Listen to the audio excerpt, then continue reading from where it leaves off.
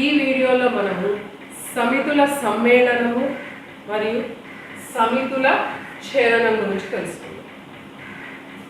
ముందుగా సమితుల సమ్మేళనం. ఇప్పుడు మనము ఫర్ ఎగ్జాంపుల్ రెండు సమితులను తీసుకుందాం. ఒకటి వచ్చేసి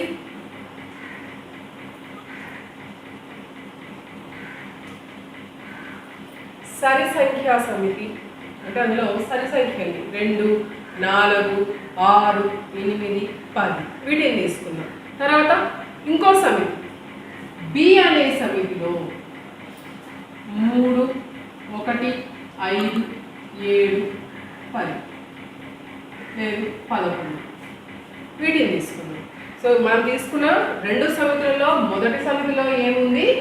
2, 4, 6, 8, 10. రెండవ సమితిలో 3, 1, 5, 7, 11. సో ఈ రెండింటిని సమ్మేళనం చేయాలి. సమితుల సమ్మేళనం. ఆ సమ్మేళనం అంటే ఏంటంటే రెండింటిని కలిపి రాయాలి. సో సమ్మేళనాన్ని మనం ఎలా రాస్తాము అంటే ఏ యూనియన్ బి.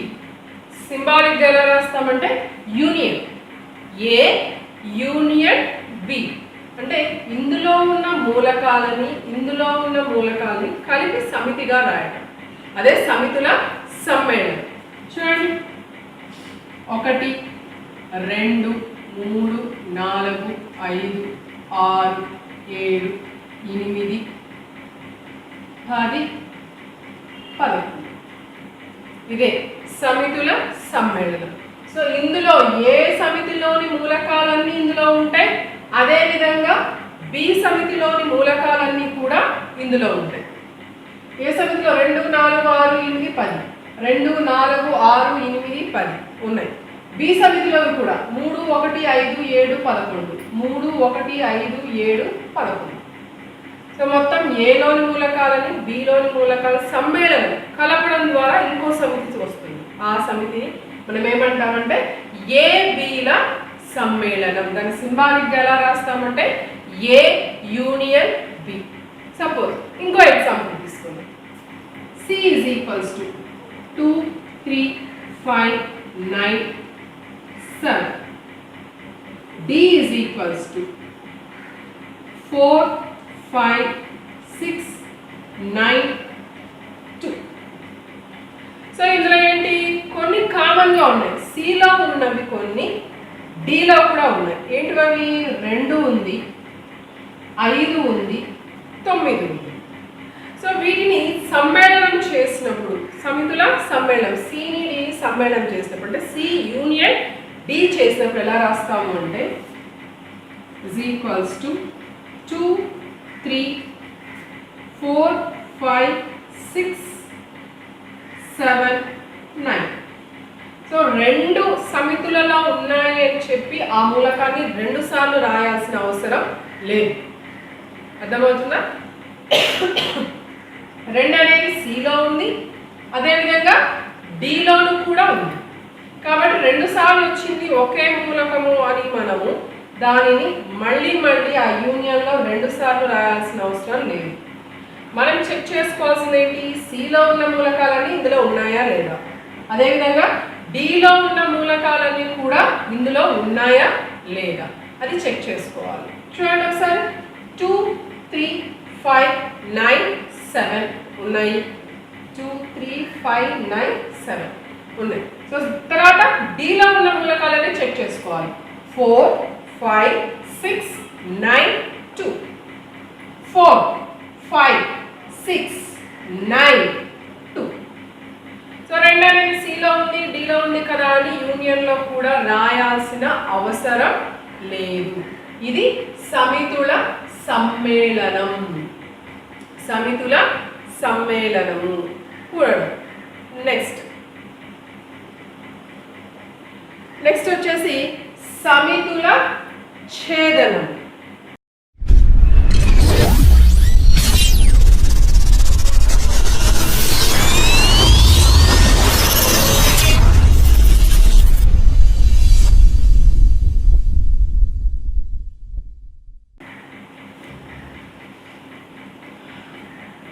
ఇప్పుడు వచ్చేసి సమితుల ఛేదనం. ఈ సమితుల ఛేదనంలో కూడా మనము రెండు సమితులను తీసుకుందాం. ఏ 1 2 3 5 6, అదేవిధంగా బి 2 3 9 6 5 10. సమితుల ఛేదనం అంటే ఏలో బిలో కామన్గా ఉన్న మూలకాలను రాయాలి. అంటే మనం తీసుకునే మూలకాలు ఏలో ఉండాలి, బిలో ఉండాలి. రెండిట్లో ఉన్న మూలకాలను ఒక సమితిగా రాస్తే అదే సమితుల ఛేదనము.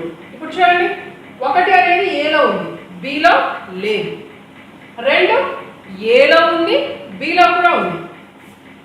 2 3 ఏలో ఉంది, బిలో ఉంది. సో అది కూడా రాస్తాం.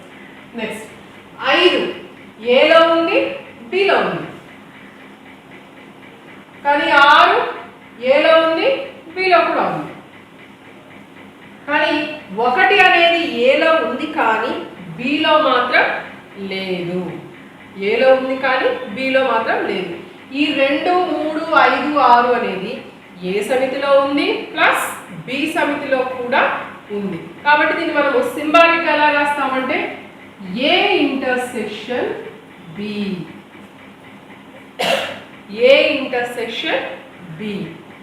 సో మనం రాసే మూలకాలు వచ్చేసి రెండు సమితులు తీసుకుంటున్నాం. ఆ రెండు సమితుల్లో కూడా కామన్గా ఉన్న మూలకాలు అంటే మనం తీసుకునే మూలకాలు ఎలా ఉండాలి, ఏ సమితిలోనూ ఉండాలి, బి సమితిలో కూడా ఉండాలి. అంతేకాని ఏలో ఉండి బిలో లేకుండా ఉండడం లేదా బి సమితిలో ఉండి ఏ సమితిలో లేకుండా ఉండడం అనేది ఉండకూడదు.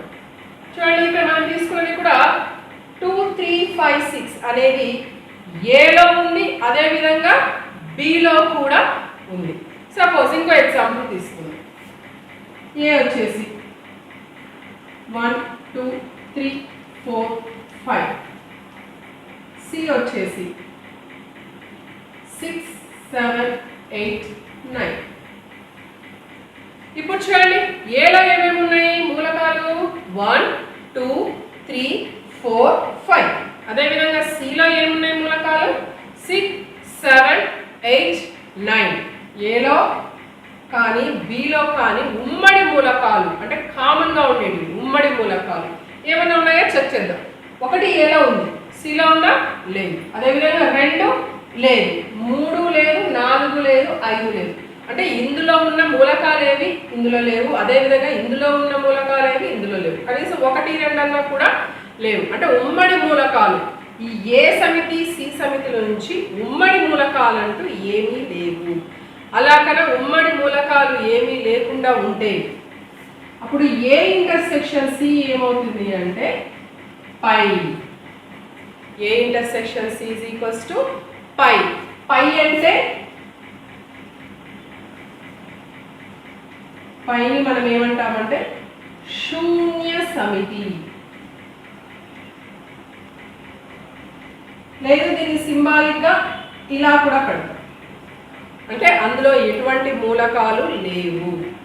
సో ఏ ఇంటర్సెక్షన్ సిలో ఏ మూలకాలు ఉమ్మడి మూలకాలు లేవు కాబట్టి అది ఏమవుతుంది శూన్య సమితి అవుతుంది. ఈ శూన్య సమితిని మనం సింబాలిక్గా ఎలా అంటే పైతో లేదా ఎంప్టీ సెట్ ఇట్లా ఖాళీగా ఉన్న సమితి రూపాన్ని మనము ఐడెంటిఫై చేస్తాం. దేనికి శూన్య సమితి. సో ఏలో బిలో ఉమ్మడి మూలకాలను కలిపి రాసేదే ఏ ఇంటర్సెక్షన్ బి. ఒకవేళ ఇటువంటి మూలకాలు ఏమీ లేకుండా ఉంటే ఉమ్మడి మూలకాలు ఏమీ లేకుండా ఉంటే అది శూన్య సమితి అవుతుంది. మనకు వచ్చే సమితి అందులో మూలకాలు ఏమీ లేవు, అప్పుడు దాన్ని మనం ఎలా రాస్తామంటే పై అని రాస్తాం. ఆ పైని మనం ఏమంటాము అంటే శూన్య సమితి, అంటే సమితిలో ఎటువంటి మూలకాలు కూడా ఉండవు. సో ఇది సమితుల సమ్మేళనం, సమితుల ఛేదనం.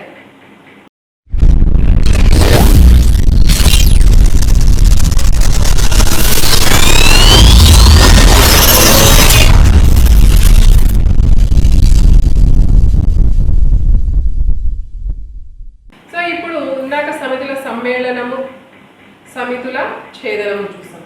ఇప్పుడు వియుక్త సమితులు, సమసమితులు. వియుక్త సమితులు, సమసమితులు అంటే ఏమిటో చూద్దాం. రైట్, వియుక్త సమితులు సమితుల ఛేదనంలో రెండో ఎగ్జాంపుల్గా చెప్పింది మళ్ళీ తీసుకుంటాను. ఫర్ ఎగ్జాంపుల్ ఒక సమితి తీసుకుందాం, 2, 3, 5, 7. బి అనే సమితి 10, 11, 12, 13. ఏ ఇంటర్సెక్షన్ బి. సమితుల ఛేదనంలో చెప్పుకున్నాం కదా, ఏంటి, ఏలో బిలో ఉమ్మడి మూలకాలను ఒక సమితిగా రాస్తే అది సమితుల ఛేదనం అవుతుంది. ఒకవేళ ఉమ్మడి మూలకాలు లేకపోతే, అంటే ఏలోని మూలకాలలో ఏ ఒక్క మూలకము కూడా బిలో లేకపోతే, లేదా బిలోని ఏ ఒక్క మూలకం కూడా ఏలో లేకపోతే, అంటే చూడండి 2, 3, 5, 7 ఈ నాలుగిట్లో ఏ ఒకటి కూడా బిలో లేదు.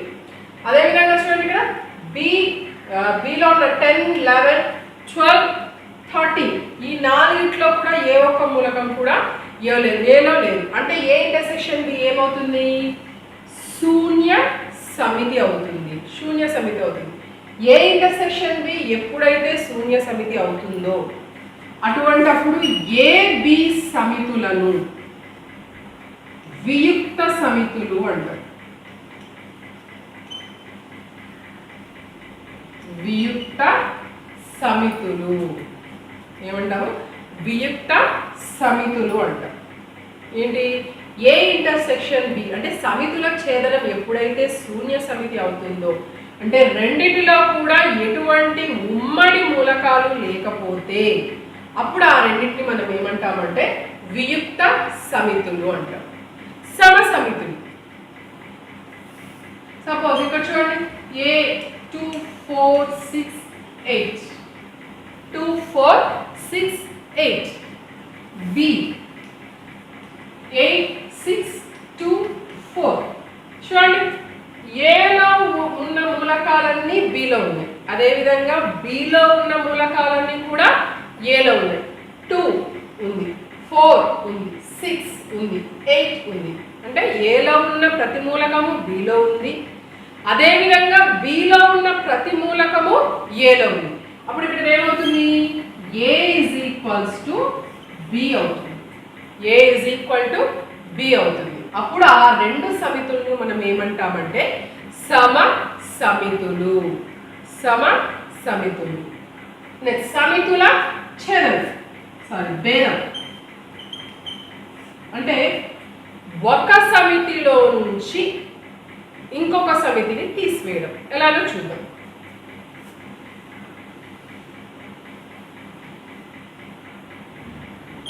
ఏ 1, 2, 5, 7, 10. బి 2, 4, 10, 11, 12. సో ఏ అనేది ఒక సమితి, బి అనేది ఒక సమితి. ఏలో ఏమేమి మూలకాలు ఉన్నాయి, 1, 2, 5, 7, 10. అదేవిధంగా బిలో ఏ మూలకాలు ఉన్నాయి, 2, 4, 10, 11, 12. మొట్టమొదట భేదం చేయాలనుకున్నప్పుడు మనము సమితుల ఇంట్రడక్షన్, ఏ ఇంటర్సెక్షన్ బి చేసుకోవాలి. అంటే రెండిటిలో ఉన్న ఉమ్మడి మూలకాలను రాసుకుంది. రెండిటిలో ఉన్న ఉమ్మడి మూలకాలని రాసుకుంది. ఏమేమి వస్తాయి ఉమ్మడి మూలకాలు? ఉమ్మడి మూలకాలని చెప్పాను కదా, ఏలో ఉండాలి, బిలో, రెండిట్లో ఉమ్మడిగా ఉన్న సంఖ్యలను ఆ మూలకాలను తీసుకోవాలి. 1 ఉందా, లేదు. 2 ఉంది కదా రెండిట్లోనూ, 2. 5 ఉందా, లేదు. 7 ఉందా, లేదు. కానీ 10 ఉంది.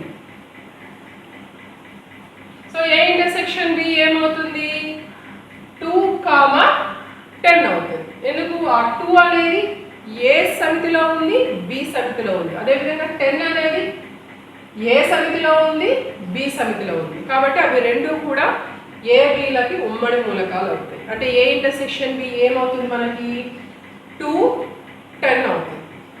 రైట్, ఈ ఉమ్మడి మూలకాలను రాసుకొని ఫస్ట్ సమితుల భేదం కదా మనం రాసుకుంటాం అనుకుంది.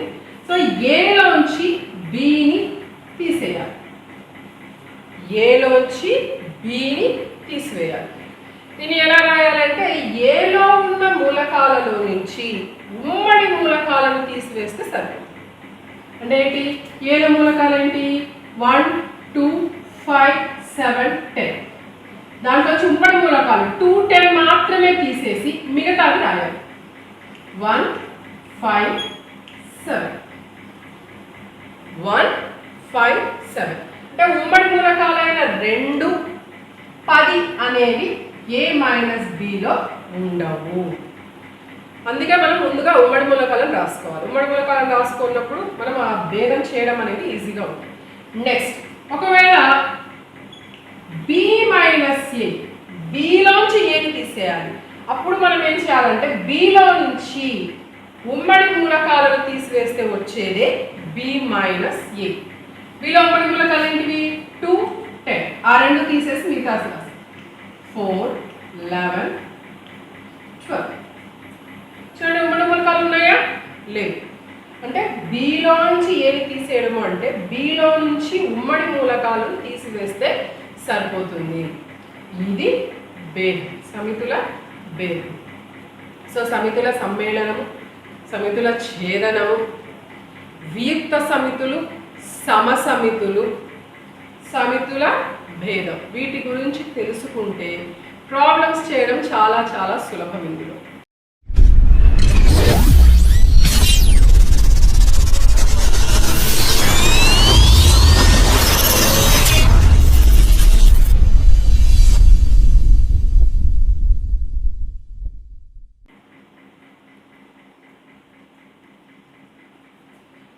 సో ఈ వీడియోలో మనము వెన్ డయాగ్రమ్స్, వెన్ చిత్రాల గురించి తెలుసుకుందాం. అంటే ఈ సమితుల సమ్మేళనము, సమితుల ఛేదనము, అదేవిధంగా సమితుల భేదము, వియుక్త సమితులు అనేవి మనం వెన్ చిత్రాల రూపంలో ఎలా రాస్తాము, ఎలా గీస్తాము అనేది ఈ టాపిక్లో చూద్దాం. వెన్ డయాగ్రమ్స్, వెన్ చిత్రాలు. సో ఏంటి చూడండి ఇక్కడ, first of all A union B అంటే ఏంటి? సమితుల సమ్మేళనము. అంటే ఆ రెండింటిని కలిపేస్తున్నాము అని చెప్పాలి. అంటే ఏలో ఉన్న ప్రతిమూలకము, బిలో ఉన్న ప్రతిమూలకము సమితుల సమ్మేళనం ఏ యూనియన్ బిలో ఉంటుంది అని చెప్పాలి. ఏలో ఉంటుంది, బిలో ఉంటుంది, రెండిట్లో ఉన్న మూలకాలు రెండింటిని కలిపేయడం. సో సమితుల సమ్మేళనంలో ఉన్న మూలకాలు ఏలో ఉంటాయి, అదేవిధంగా బిలో ఉంటాయి. అంటే ఈ విధంగా రెండింటిని కలిపేస్తుంది. ఇప్పుడు దాన్ని ఎలా రాస్తామంటే ఇలా, ఈ ఏకి బికి డిస్టెన్స్ ఇలా లైన్ వేసి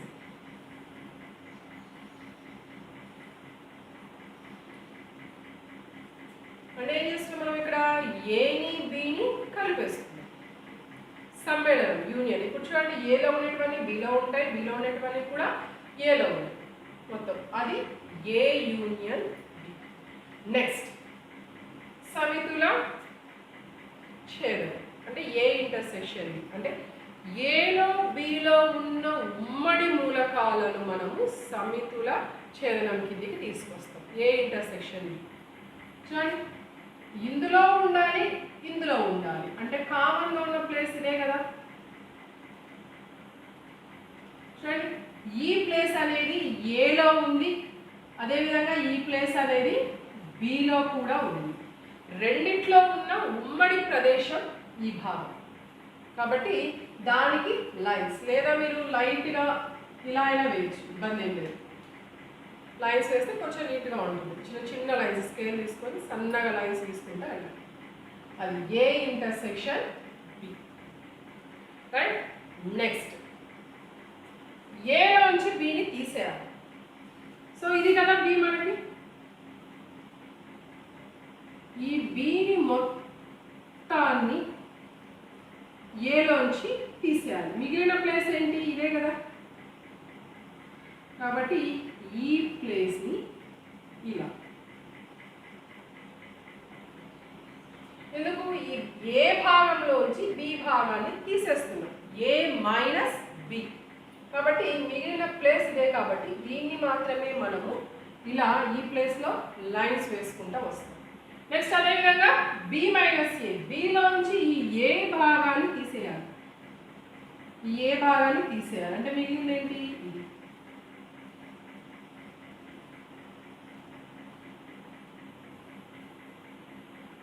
నేను ఈ రెండు సమితుల పరంగానే చెప్తున్నాను. నెక్స్ట్ వియుక్త సమితులు అంటే ఏబీలు రెండు కూడా టచ్ కావు ఒకదానికొకటి, రెండు సపరేట్గానే ఉన్నాయి. అంటే ఏలో ఉన్న మూలకాలన్నీ బీలో ఉండవు, బీలో ఉన్న మూలకాలన్నీ ఏలో ఉండవు. ఆ వియుక్త సమితులు సింబాలిక్గా వెన్ చిత్ర రూపంలో ఇలా తెలియజేస్తాము, ఇలా చూపిస్తాము. వియుక్త సమితులు చెప్పాను కదా, ఏలో ఉండవు, ఏలో ఉన్న మూలకాలు బీలో ఉండవు, బీలో ఉన్న ఏ ఒక్క మూలకం కూడా ఏలో ఉండవు. అంటే అవి రెండు పూర్తిగా సపరేట్గా ఉంటాయి. అప్పుడే వాటిని మనము వియుక్త సమితులు అంటాం. వియుక్త సమితి. నెక్స్ట్ మ్యూ మైనస్ ఏ. మ్యూ అంటే విశ్వ సమితి అని చెప్పారు. ఆ మ్యూలో నుంచి ఆ విశ్వ సమితిలో ఏవైనా సరే విశ్వ సమితిలో ఉండాల్సింది. అందులో ఆ విశ్వ సమితిలో ఒకటి ఏ అనే ఒక సమితి. ఆ మ్యూలోంచి ఏని తీసేయాలి. ఇది తీసేస్తే మిగిలిన ప్రదేశం లైట్గా, మీరు మరీ థిక్గా కొట్టాల్సిన పని లేదు. ఒక స్కేల్ తీసుకొని నీట్గా, ఖచ్చితంగా పెన్సిల్ స్కేల్ ఉపయోగించి వేయండి, అంతేగాని పెన్ వాడండి. సో మ్యూలో నుంచి ఏని పూర్తిగా తీసేస్తే మిగిలిన ప్లేసే మ్యూ మైనస్ ఏ. ఇవి వెన్ డయాగ్రమ్స్, వెన్ చిత్రాలు. ఏంటివి? A union B, A intersection B, A minus B, ఏలోంచి బిని తీసేస్తున్నాం. అదేవిధంగా బి మైనస్ ఏ, బిలోంచి ఏ తీసేస్తున్నాం. సమ్మేళనం ఏ యూనియన్ బి అంటే రెండింటికి కలుపుతున్నాం కాబట్టి రెండింటికి వేస్తాం లైన్స్. ఏ ఇంటర్సెక్షన్ బి అంటే రెండిట్లో ఉమ్మడి మూలకాలు కామన్గా ఉండేవి. ఈ ప్లేస్ అనేది ఏలో ఉంటుంది, అదేవిధంగా బిలో కూడా ఉంటుంది. సో ఇక్కడ ఏ కానీ బి కానీ సంబంధం లేదు. ఎందుకు? ఏలోని ఏ ఒక్క మూలకం కూడా, ఏ సమితిలోని ఏ ఒక్క మూలకం కూడా బిలో లేదు. అదేవిధంగా బిలోని ఏ ఒక్క మూలకం కూడా ఏలో లేదు. అంటే వియుక్త సమితులు కదా, ఆ వియుక్త సమితులను వెన్ చిత్రాల రూపంలో రాయాలంటే ఇలా రాయాలి. నెక్స్ట్ మ్యూ మైనస్ ఏ. మ్యూ అంటే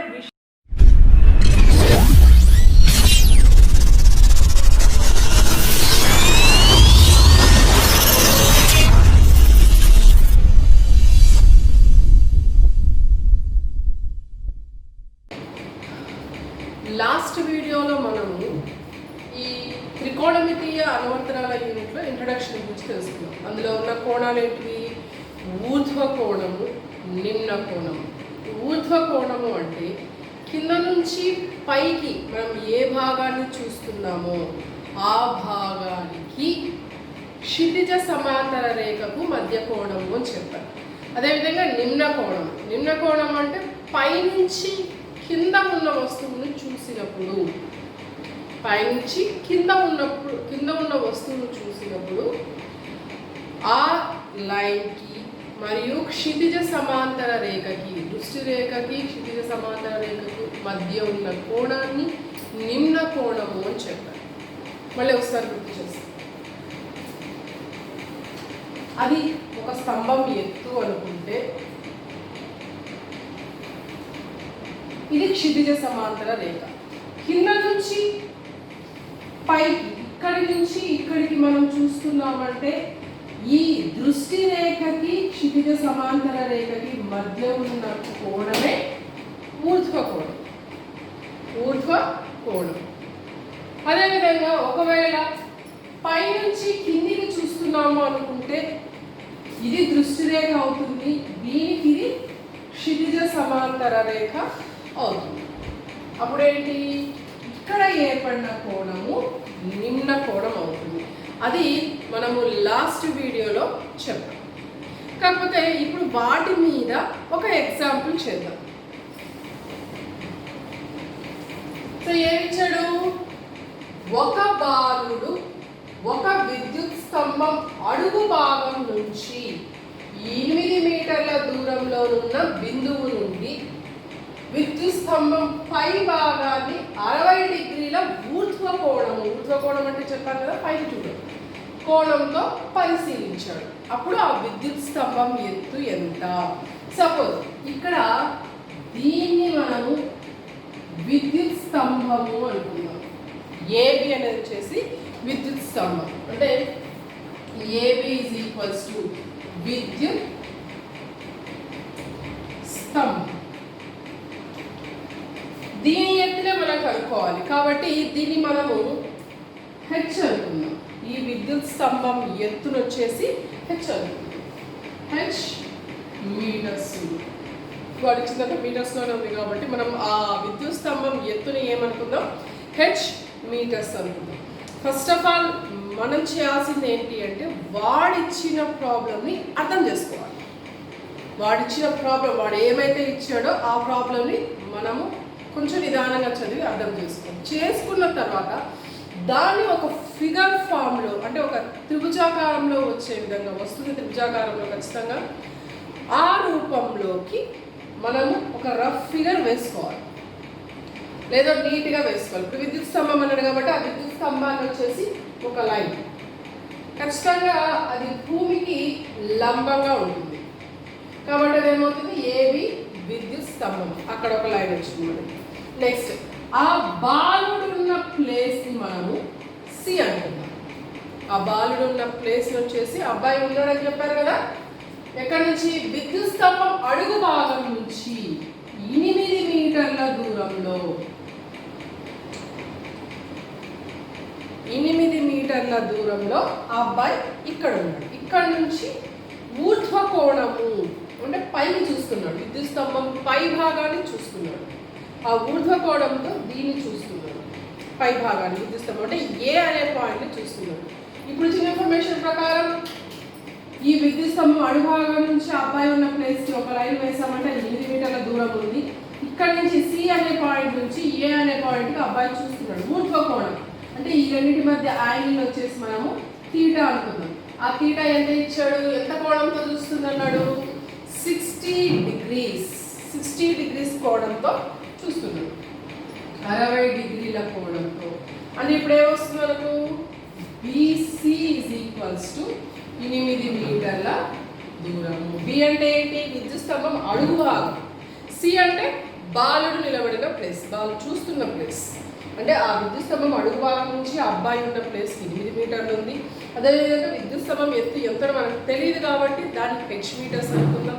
ఇంకేం ఇచ్చాడు వాడు? క్లూ ఊర్ధ్వ కోణంతో అబ్బాయి విద్యుత్ స్తంభం పై భాగాన్ని చూస్తున్నాడు. ఆ రెండింటి మధ్య ఏర్పడ్డ కోణం, ఆ ఊర్ధ్వ కోణం ఎంత ఇచ్చాడు? మనకి 60 డిగ్రీలు ఇచ్చాడు. మీకు నిన్న చెప్పాను, లాస్ట్ వీడియోలో చెప్పాను. ఏమని చెప్పాను? మనకు 3 నిష్పత్తులు ఉంటే చాలు యూనిట్ వరకు. ఒకటి వచ్చేసి sine theta, cos theta, tan theta. Sine theta అంటే తెలుసు కదా, ఎదుటి భుజము బై కర్ణము. కాస్ థీటా ఆసన్న భుజము బై కర్ణము. టాన్ థీటా ఎదుటి భుజము బై ఆసన్న భుజము. సో ఇక్కడ ఏంటి? మనకు థీటా ఇక్కడ ఉంది కాబట్టి ఇది ఎదుటి భుజం అవుతుంది. థీటాకు ఎదురుగా ఉండేది ఎదుటి భుజం. ఇది ఆసన్న భుజం. ఇక్కడ 90 డిగ్రీస్ ఉంది కాబట్టి ఖచ్చితంగా ఇది ఏమవుతుంది? కర్ణము. సో ఇందులో ఉన్న ఈ లంబకోణ త్రిభుజంలో కావలసిన 3 భుజాల్లో మనకు అవసరమైన వాటిని మాత్రమే మనం చూస్తున్నాం. సో థీటాకి ఇది ఎదుటి భుజం, మనం కనుక్కోవాల్సింది ఇదే. ఇంకో క్లూ వాడిచ్చింది ఏంటి? ఆసన్న భుజము. అంటే ఎదుటి భుజము ఆసన్న భుజం ఉపయోగించి మనకున్న త్రికోణమితి నిష్పత్తి ఏంటి? Tan theta. So tan theta is equals to ఎదుటి భుజము బై ఆసన్న భుజం. ఎదుటి భుజము బై ఆసన్న భుజం. ఒకవేళ సైన్ థీటా తీసుకున్నాం అనుకోండి, ఎదుటి భుజము బై కర్ణం వస్తుంది. అంటే రెండు కూడా తెలియని విలువలు, మనకేమి ఇవ్వలేదు ప్రాబ్లంలో. అదేవిధంగా కాస్ థీటా ఆసన్న భుజము బై కర్ణము ఇచ్చాడు, బాగానే ఉంది. కానీ కర్ణం మనకు అవసరం లేదు, వాడు ఏం కనుక్కోమని చెప్పలేదు. ఖచ్చితంగా మనకి ఏం కావాలి? ఎదుటి భుజం కావాలి. ఎదుటి భుజము కావాలి. మనకి ఇచ్చిన ఇన్ఫర్మేషన్ ప్రకారం వాడు ఇచ్చింది అక్కడ ఆసన్న భుజం. ఈ రెండింటికి సంబంధించిన త్రికోణమితీయ నిష్పత్తి ఏంటి? tan θ. ఎదుటి భుజము బై ఆసన్న భుజం. ఎదుటి భుజం అంటే ఏముంది మనకి ఇక్కడ? AB బై ఇంకా విషయం మనకి θ ఇక్కడ 60 డిగ్రీస్ ఇచ్చాడు. θ వచ్చేసి 60 డిగ్రీస్ ఇచ్చాడు ఊర్ధ్వ కోణం. సో ఎదుటి భుజం AB బై ఆసన్న భుజం ఏంటి మనకి ఇక్కడ? BC. ఇప్పుడు వాటి విలువలను ఇందులో ప్రతిక్షేపిద్దాం. tan θ అంటే ఏంటి? 60 డిగ్రీస్ ఇజ్ ఈక్వల్స్ టు ఎదుటి భుజము అంటే విద్యుత్ స్తంభం. విద్యుత్ స్తంభం ఎత్తు మనకు ఎంతో తెలియదు కాబట్టి ఇప్పుడు దాన్ని h అనుకుందాము అని చెప్తాం. h బై ఆసన్న భుజము 8 మీటర్లు. సో ట్రిగ్నోమెట్రిక్ టేబుల్ త్రికోణమితి టేబుల్ నుంచి మనము నిష్పత్తులు వాటి విలువల నుంచి మనం ఆ టేబుల్ ఖచ్చితంగా నేర్చుకుంటేనే ఈ ప్రాబ్లమ్స్ చేయగలం. దాని నుంచి tan 60 డిగ్రీస్ ఎంత అవుతుంది మనకి? √3 h బై 8.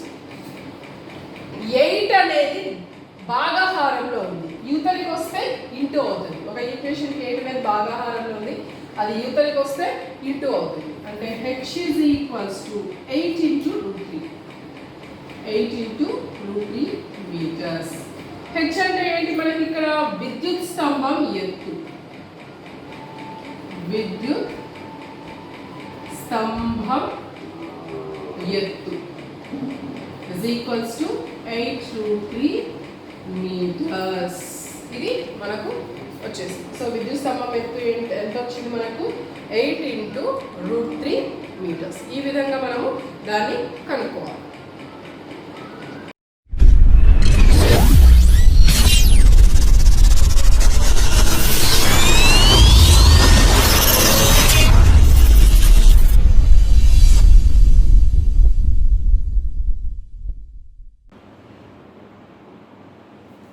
ఈ వీడియోలో మనము నిమ్న కోణంతో ప్రాబ్లమ్స్ ఎలా చేయాలి, నిమ్న కోణం వాడి అతను ఇచ్చిన కోణం నిమ్న కోణం కాబట్టి ఆ నిమ్న కోణం మీద ఈ వీడియోలో మనము ప్రాబ్లం చేద్దాం. రైట్. ఒక హెలికాప్టర్లో రాజేందర్ భూమిపై ఉన్న ఒక వ్యక్తిని 45 డిగ్రీల నిమ్న కోణంతో పరిశీలించాడు. పైన హెలికాప్టర్లో రాజేందర్ అని ఒక అబ్బాయి ఉన్నాడు. ఆ అబ్బాయి పైనుంచి కిందికి భూమిపై ఉన్న ఒక వ్యక్తిని 45 డిగ్రీల నిమ్న కోణము, కింది చూస్తున్నాడు కాబట్టి ఏమవుతుంది?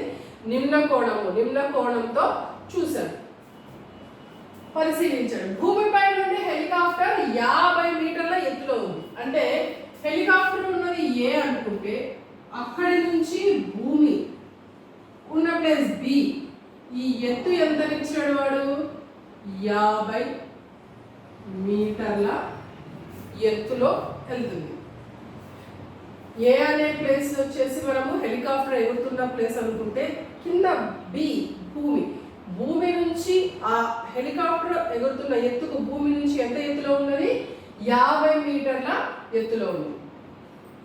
అతను కింద భూమి పైన సి అనే వ్యక్తిని దృష్టి రేఖకు నిమ్నరేఖతో చూసినప్పుడు క్షితిజ సమాంతర రేఖ ఇక్కడ ఏర్పడుతుంది. ఎంత కోణంతో చూశాడు? 45 డిగ్రీల నిమ్న కోణంతో చూశాడు. 45 డిగ్రీల. ఇదవదండి క్షితిజ సమాంతర రేఖ. ఏకి క్షితిజ సమాంతర రేఖ ఏంటి? హెలికాప్టర్లో ఉన్న వ్యక్తి ఏ, ఆ వ్యక్తి నుంచి క్షితిజ సమాంతర రేఖ, దానికి ఈ దృష్టి రేఖకు ఉన్న మధ్య కోణమే 45 డిగ్రీలు. నిమ్న కోణంతో కిందికి చూస్తున్నాడు. సో అప్పుడు మనం ఏం చేయాలి? రాజేందర్కి ఆ వ్యక్తి ఎంత దూరంలో ఉన్నాడు అంటే ఏ నుంచి సికి ఎంత దూరం. ఇప్పుడు బిని సిని కలిపాము అంటే ఇక్కడ మనకు ఒక లంబకోణ త్రిభుజం ఏర్పడుతుంది. ఇక్కడ 45 డిగ్రీల కోణం ఉంటే ఇక్కడ కూడా అంతే కోణం ఉంటుంది, 45 డిగ్రీల కోణంతో ఉంటుంది. సో ఇక్కడ 45 డిగ్రీలు ఉంది. మనం కనుక్కోవాల్సింది ఇది. ఇక్కడ 90 డిగ్రీస్ ఉంది. 90 డిగ్రీస్ ఎదురుగా ఉండేది ఇది కాబట్టి ఇది కర్ణం అవుతుంది. దీనికి ఎదురుగా ఉంది కాబట్టి ఇది ఎదుటి భుజం. ఇంకా మిగిలినది వచ్చేసి ఆసన్న భుజము. ఈ 45 డిగ్రీలకు ఎదురుగా ఉంది కాబట్టి ఈ ఏబి అనేది ఎదుటి భుజం అవుతుంది. 90 డిగ్రీలకు ఎదురుగా ఉండేది కర్ణం అవుతుంది. మిగిలిన భుజం వచ్చేసి ఆసన్న భుజం అవుతుంది. మనం ఏం కనుక్కోమన్నాడు? ఆ హెలికాప్టర్ లో ఉన్న వ్యక్తికి కింద హెలికాప్టర్ లో ఉన్న అతను చూసిన వ్యక్తికి మధ్య దూరం ఎంత అన్నాడు. సో ఏవి చేసి మనకి 50 మీటర్లు. ఏంటి ఏవి అంటే భూమి నుండి హెలికాప్టర్ లో ఉన్న వ్యక్తికి మధ్య దూరం. అంటే హెలికాప్టర్ భూమిపై నుంచి ఎంత ఎత్తులో ఎగురుతుంది? 50 మీటర్ల దూరంలో ఎగురుతుంది. ఆ 50 మీటర్ల దూరంలో ఉన్న ఎగురుతున్న వ్యక్తి కింద ఉన్న వ్యక్తిని ఎంత కోణంతో చూశాడు? 45 డిగ్రీలు. అంటే థీటా వచ్చేసి 45 డిగ్రీస్. మనం కనుక్కోవాల్సింది ఏంటి? ఆ ఏ అనే రాజేంద్ర అనే వ్యక్తి చూస్తున్న అతని నుంచి కింద ఉన్న వ్యక్తికి మధ్య దూరం ఎంత అంటే ఏంటి? ఏసీ వాల్యూ మనము కనుక్కోవాలి. అది తెలియదు. దాన్ని మనం ఏమనుకున్నాం? ఎక్స్ మీటర్లు. అన్ని మీటర్లో ఇచ్చారు కాబట్టి దాన్ని ఎక్స్ మీటర్లు అనుకున్నాం. రైట్? సో ఇక్కడ ఏముంది? థీటా. దీనికి ఎదుటి భుజము. మనకు కావాల్సింది కర్ణం. త్రికోణమితీయ నిష్పత్తుల్లో ఎదుటి భుజము కర్ణానికి సంబంధించిన నిష్పత్తి ఏంటి? Sine theta. So sine theta is equals to ఎదుటి భుజము బై కర్ణము. మనకు ఆసన్న భుజం అవసరం లేదు. ఎందుకు? ఆ దూరం మనల్ని అడగలేదు. రాజేందర్ నుంచి కింద అతను చూసిన వ్యక్తికి మధ్య దూరం మాత్రమే అడిగాడు. అది కర్ణం అవుతుంది. ఎత్తిచ్చాడు. ఎంత ఎత్తులో ఎగురుతుంది హెలికాప్టర్ అంటే 50 మీటర్ల ఎత్తులో. అది దానికి ఎదుటి భుజం అవుతుంది. ఎదుటి భుజము కర్ణానికి సంబంధించిన త్రికోణమితీయ నిష్పత్తి ఏంటి మనకి ఇక్కడ? Sine theta. So sine theta is equals to ఎదుటి భుజము బై కర్ణము. ఎదుటి భుజం ఎంత? ఏబి బై కర్ణము ఏసి. ఇప్పుడు దాని విలువలో ప్రతిక్షేపిద్దాం. సైన్ థీటా అంటే 45 డిగ్రీస్. ఏబి వాల్యూ ఎంత? 50 బై ఏసీ ఎంతో మనకు తెలియదు కాబట్టి దాన్ని ఎక్స్ అనుకున్నాం. Sine 45 value 1/√2 that is equals to 50 by x. Cross multiplication అంటే కూడా కరెక్ట్ చేద్దాం. x into 1 x is equals to 50 into √2 meters. So Rajender కి x అంటే ఏంటి? AC is equals to 50 into √2 meters. అంటే రాజేందర్ కి హెలికాప్టర్ లో ఎగురుతున్న రాజేందర్ కి కింద అతను చూసిన వ్యక్తికి మధ్య దూరం ఎంత? 50 into √2 meters. ఈ విధంగా వాడు ఏ ప్రాబ్లం ఇచ్చినా ఫస్ట్ దాన్ని ఫిగర్ అవుట్ చేసుకోవాలి. అంటే ఒక త్రిభుజ రూపంలో వచ్చే విధంగా చూసుకోవాలి. అందులో ఆసన్న భుజము, ఊర్ధ్వ కోణము, నిమ్న కోణము. ఊర్ధ్వ కోణంలో ఇచ్చాడా ప్రాబ్లం, నిమ్న కోణంలో ఇచ్చాడా చెక్ చేసుకోండి. ఆ ఊర్ధ్వ కోణంతో పాటు వాడిచ్చిన విలువలు సంబంధించి ఎదుటి భుజం అవుతుందా, ఆసన భుజం అవుతుందా, కర్ణం అవుతుందా, మనమే కనుక్కోవాలి అనేటువంటి క్లారిటీగా ఫిగర్లోనే మీకు అర్థమవుతాయి. ఆ ఫిగర్ని బట్టి మీరు ఏ త్రికోణమితి నిష్పత్తి వాడాలో మనం అక్కడ చూసుకోవచ్చు. సో ఈ విధంగా మనము నిమ్న కోణంతో ప్రాబ్లమ్ని సాల్వ్ చేయొచ్చు.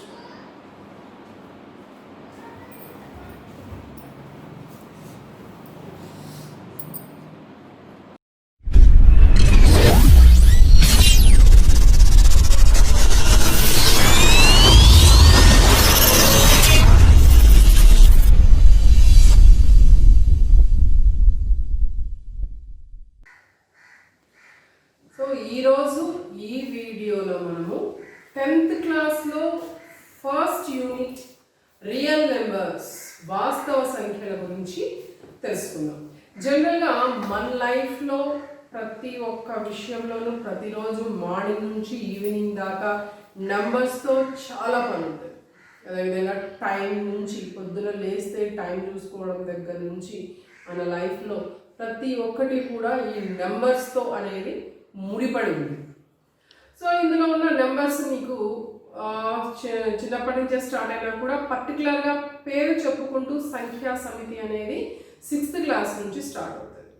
సో ఇందులో మొదటగా మనం తీసుకునేది సహజ సంఖ్యా సమితి, న్యాచురల్ నంబర్ సిస్టమ్. ఫస్ట్ వచ్చేసి సహజ సంఖ్యలు, వీటిని ఇంగ్లీష్లో న్యాచురల్ నెంబర్స్ అంటాం. సో ఇవి కౌంటబుల్ నెంబర్స్ అన్నమాట. అంటే ఏంటి, మనకి కౌంట్ చేసుకుంటాం కదా, ఏదైనా కౌంట్ చేసుకోవాలన్నా వస్తువులు కౌంట్ చేసుకుంటాం 1 2 3 4 5 6 అలా. సో వీటిని మనము కౌంటబుల్ నెంబర్స్ అని కూడా అంటాం, లెక్కించే సంఖ్యలు. అంటే ఎక్కడి నుంచి స్టార్ట్ అవుతుంది సిస్టమ్? సహజ సంఖ్యలు ఎక్కడి నుంచి స్టార్ట్ అవుతాయి అంటే 1 నుంచి స్టార్ట్ అవుతాయి. 1 2 3 4 5 6 and so on up to infinite. దీనికి ఎండింగ్ లేదు, ఇన్ఫైనైట్, అపరిమితం. సహజ సంఖ్యలు ఎక్కడి నుంచి మొదలవుతాయంటే 1 నుంచి మొదలవుతాయి. 1 2 3 4 5 6 7 8 9 10 అలా. వీటిని ఇంగ్లీష్లో న్యాచురల్ నెంబర్స్ అంటారు, న్యాచురల్ నెంబర్స్ అని అంటారు. దీన్ని మనము క్యాపిటల్ ఎన్తో ఐడెంటిఫై చేస్తాం, క్యాపిటల్ ఎన్తో ఐడెంటిఫై చేస్తాం. తర్వాత మీకు 6th క్లాస్లో వచ్చింటుంది పూర్ణాంకాలు, హోల్ నెంబర్స్. నెక్స్ట్ వచ్చేసి పూర్ణాంకాలు, హోల్ నంబర్స్. ఇవి ఎక్కడి నుంచి స్టార్ట్ అవుతాయి? ఇక్కడ మనకు 0 యాడ్ అవుతుంది, అంటే 0 నుంచి స్టార్ట్ అవుతాయి. 0 1 2 3 4 and so on. 2 3 4 5 up to infinity. ఇవి కూడా అపరిమితమే, వీటికి కూడా చివరి నెంబర్ అంటూ ఏమీ లేదు. Up to infinite. అంటే న్యాచురల్ నెంబర్స్, సహజ సంఖ్యలు స్టార్ట్ అయ్యేది 1 నుంచి, పూర్ణాంకాలు హోల్ నెంబర్స్ స్టార్ట్ అయ్యేది మనకి 0 నుంచి. సహజ సంఖ్యలు దీన్ని n అనే లెటర్తో ఐడెంటిఫై చేస్తాము. అదేవిధంగా పూర్ణాంకాలు హోల్ నెంబర్స్ వచ్చేసి wతో ఐడెంటిఫై చేస్తాం, w అనే లెటర్తో ఐడెంటిఫై చేస్తాం. నెక్స్ట్ మీకు 7th లో వస్తుంది ఏంటది? పూర్ణ సంఖ్యలు, ఇంటీజర్స్. పూర్ణ సంఖ్యలు, ఇంటీజర్స్. ఇందులో మనకు నెగటివ్ వాల్యూస్, రుణ సంఖ్యలు, నెగటివ్ నెంబర్స్, రుణ సంఖ్యలు వస్తాయి.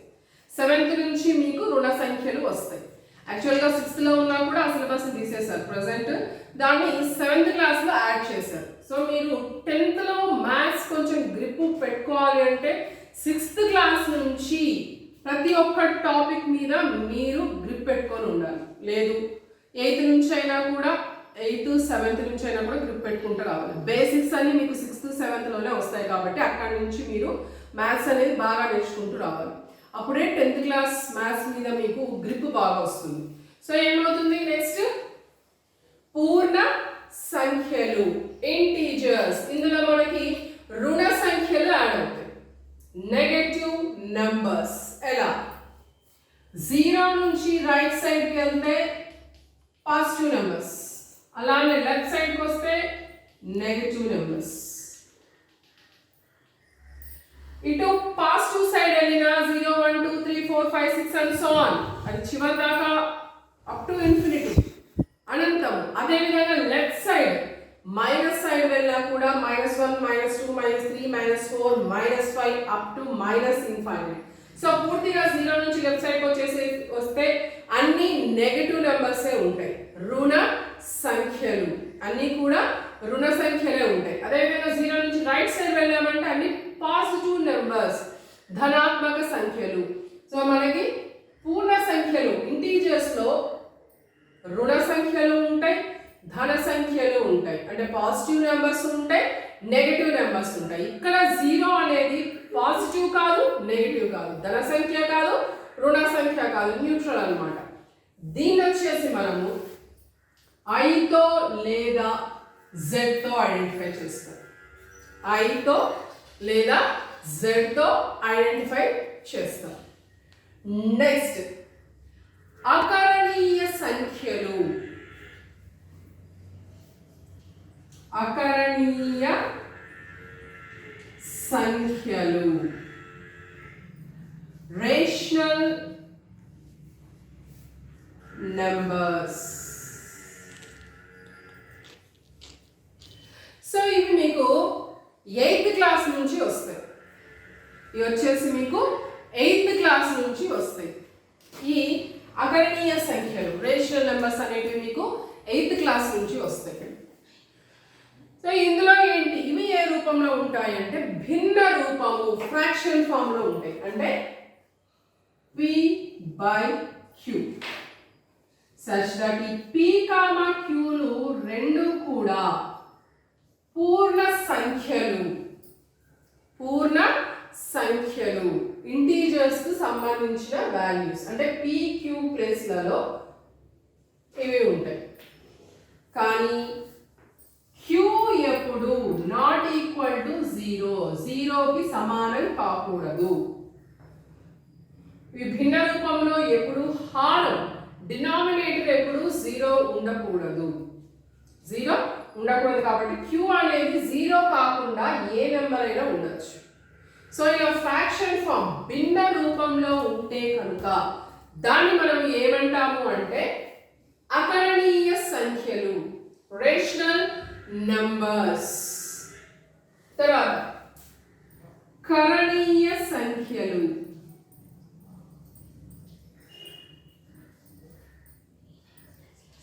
irrational numbers.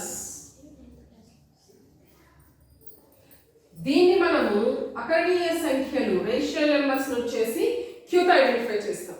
అకరణీయ సంఖ్యలు రేషనల్ నెంబర్స్ వచ్చేసి మనము క్యూతో ఐడెంటిఫై చేస్తాం.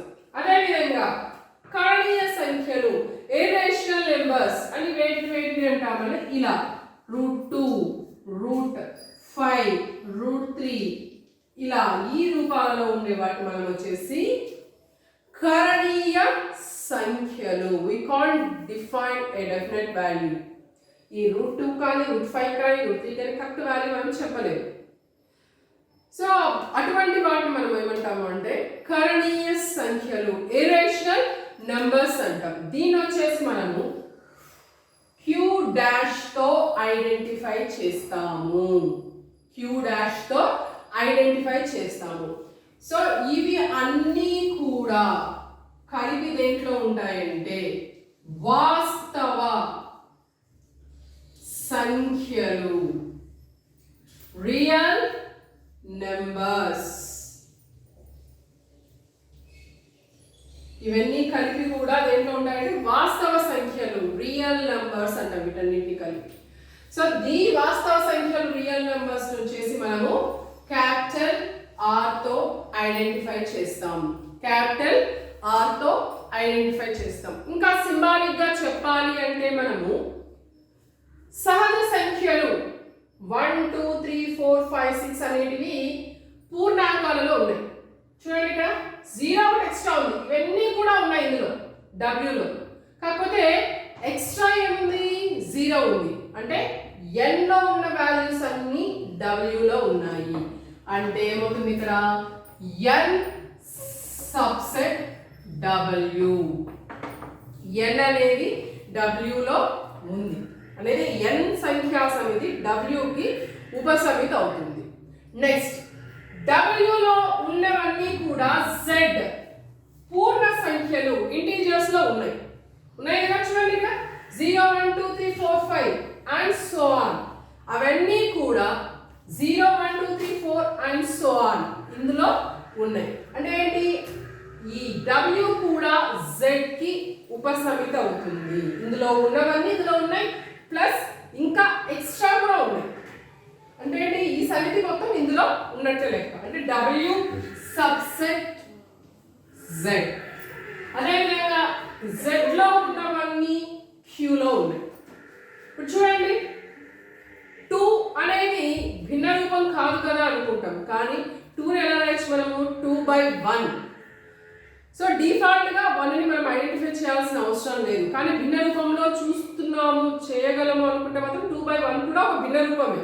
సో అంటే దాని అర్థం ఏంటి? క్యూలో ఐ లేదా జెడ్లో ఉన్న ప్రతి ఒక్క సంఖ్య కూడా మనకి ఎందులో ఉంటుంది? క్యూలో ఉంటుంది. కాబట్టి Z subset Q, Q union Q dash, ఈ రెండింటిని కలిపితే వచ్చేదే వాస్తవ సంఖ్యా సమితి. రెండింటిని కలిపితే వచ్చేదే మనకు వాస్తవ సంఖ్యా సమితి. ఇంకా సింబాలిక్ గా చెప్పాలి అంటే n అనేది W లో ఉంటుంది, W అనేది